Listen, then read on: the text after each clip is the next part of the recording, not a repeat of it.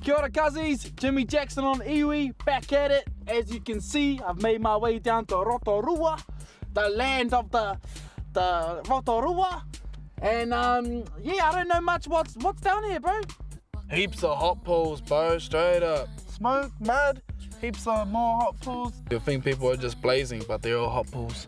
We already knew that, really. You can see it's pretty obvious. Well, you didn't. That's why I just told you.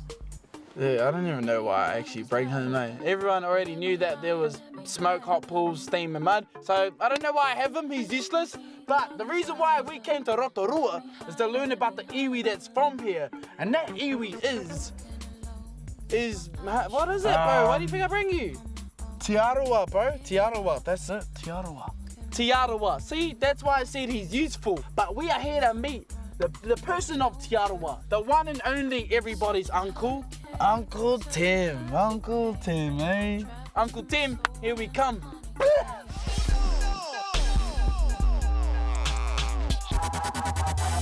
Kia ora, Tim.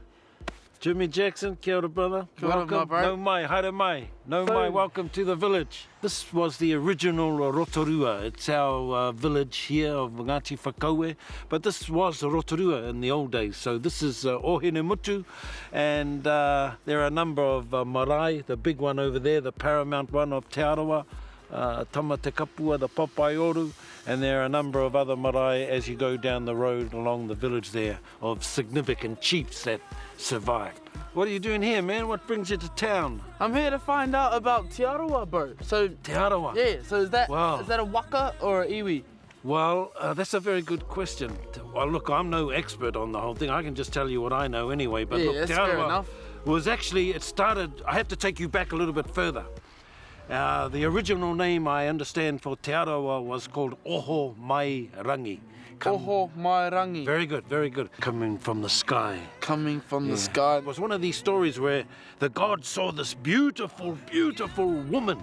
Her name was Te Arawa. The gods and the spirits were just so taken by her beauty. So they thought, well, she must bear a godly child.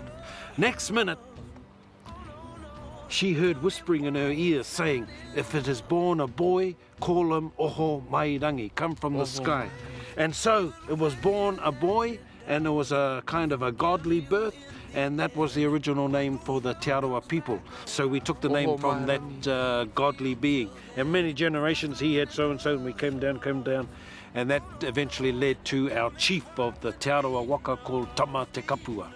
And Tama was, must have been quite a handsome bloke, because there are many of our stories in history to say that...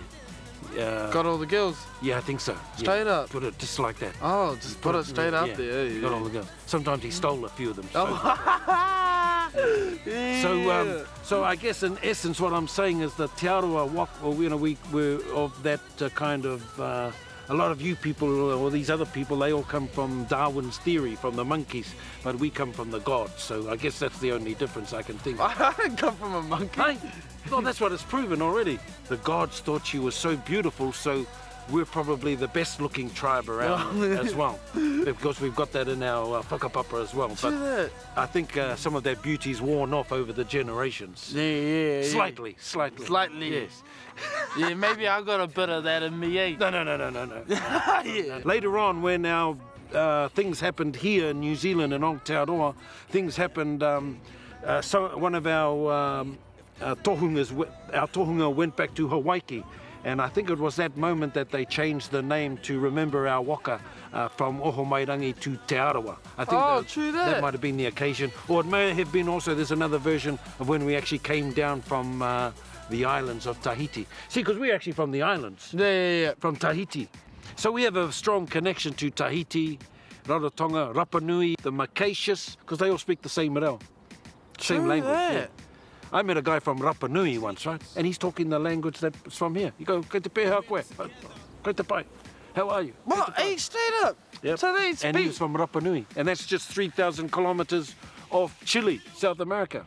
The Māori were actually a very, very intelligent race. They could navigate the oceans of Polynesia. Then they came here and then they had to figure out which food would grow here with the climate we had. So they were agriculturalists. Amazing people are the Māori. Yeah, we're kind of like the brown Vikings, but more Exactly. more better or something. Well, we're eh? the Vikings of Polynesia. And they eh? took down those massive ass mowers, eh? Well, it was a matter of survival, I think. Survival back then. Yeah. They had, we didn't have KFC back then, so. Well, that was the KFC. That's right. So Te Arawa Big Mouth. Well, Does that mean like, well, like let's clear it up, bro. Let's just clear it up, eh? Like, you guys talk heaps of oh, Hey. you guys got a big mouth?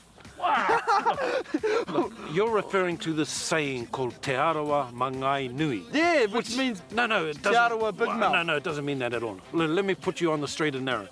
Mangai Nui actually means loquacious. They can find the appropriate words to express themselves. So it means what a wonderful, loquacious, eloquent speaker. That's where everyone gets it all a bit mixed up. And it goes on to say that it goes of one mind and quite stubborn, unmovable. Te Arawa Mangai Nui, great speakers, finding the right phrases for the right occasion. That's what that means. But sometimes we like to talk it up a little bit. But that might be the Morrison, that mightn't be the Arawa. That's just yeah. Also, the first cash in for the Māori dancing, so they were the first ones to do the haka and stuff, were they? Well, everybody did the haka, but what happened here was we had the thermal To activity. take it overseas or? Now we had that mountain over there, Temuera, and all the famous thermal activity. People from England came here for 3 months on a ship to bathe in our waters. The mineral waters, cure arthritis.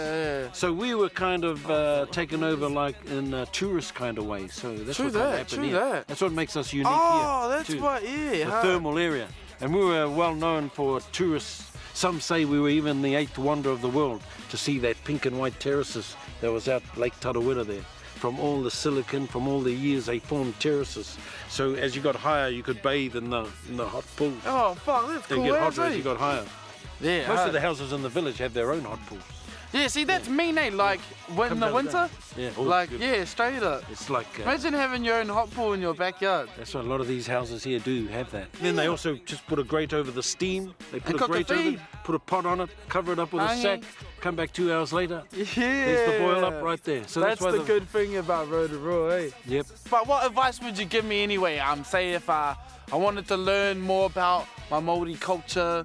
Pretty much I wanted to be more Māori, Māoriest of Māoris. Well, I think we got to go back to, you got to go back to where you're from and find out. Everyone says that. And find bro. out who your tupuna were, Yeah, which hard, marae, eh? your whakapapas. And no good trying to be somebody that we're not. Yeah, so exactly. like for me, I got to go back and find my true ancestral line, and then you'll find your genealogies branch out. And then you got to go speak to your, the old people that are left that know something about your hard, whānau. eh? And then you got to obviously go back to the reo, to the language, because that's the doorway into the world. Welcome to the village anyway. Welcome to the village. Oh, Too mutu. much. Thanks, Tim. Appreciate it, my bro. All good, man. Cheer. Take care of yourself. Will do. Yeah. Too much, Tim. Or should I say, oh, Jake the Muss? Nah, too much, bro. I must say, you're probably one of the most famous fellas I've ever met. And I'm probably one of the most famous fellas you've ever met, but that's not what it's about. It's about you taking time out of your day to teach me. I know you wanted to meet me anyway, but to teach me about Te Arawa. And I must say, I've loved what I've learned about it. Yes, you guys have big mouths, but that's because you know how to have a good laugh. You know what to say at the right time, well spoken, and who doesn't talk a bit of tickle here and there? I must say, too much Tim, too much Te Arawa, and too much Rotorua. Che che.